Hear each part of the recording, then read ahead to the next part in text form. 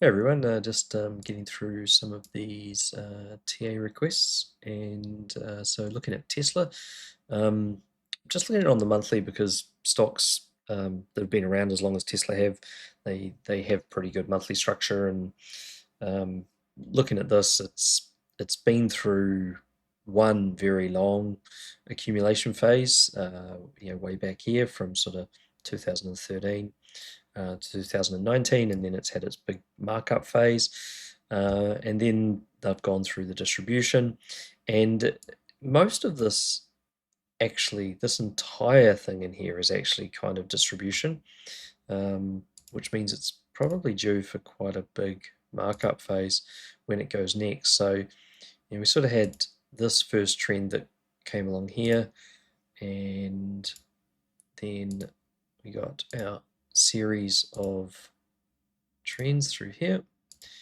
and by the time you sort of get to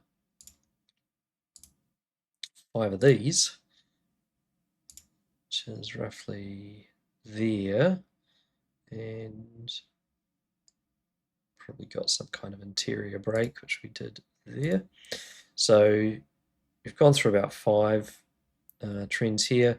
We've had a push up, it's cleared all the resistance, it's tested the break levels, it's pretty much taken out everything that was up there to stop it.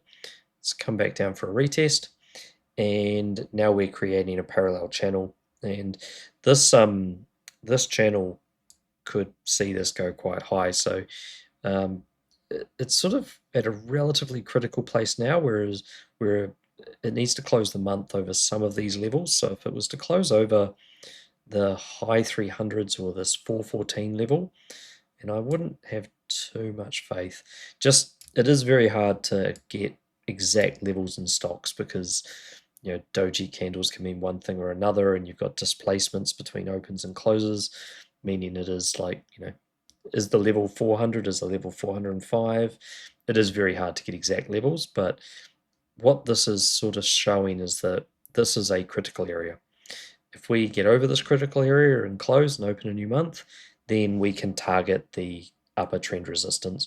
If we can get over the upper trend resistance and close a candle and bounce off that, then we're well and truly on our way inside this channel. And yeah, if I had to say upside targets for Tesla, if it does escape this area, this really long-term accumulation, then yeah, I'd be expecting 740, 900, 1,000, something in those sort of lines would be sort of my conservative targets for it to head up to.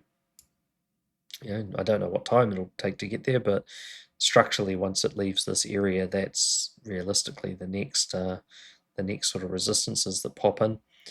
And given all the good things that these guys have got going for them, and the amount of time it's been in consolidation and distribution, and the amount of FUD that's been thrown at it, and how clear the monthly support structure is, it's yeah, it looks good to go higher.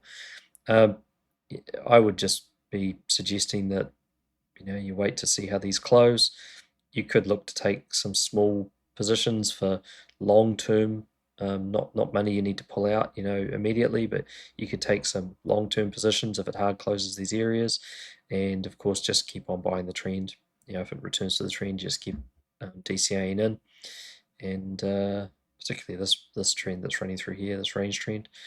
And if it ever loses that trend and you're in profits, that's the time you start to take some of your position off, and you wait to see if it comes down lower. But long term, this definitely looks very bullish, like it's on its way out. So yeah, that's my view on Tesla. Hopefully that helps. Cheers.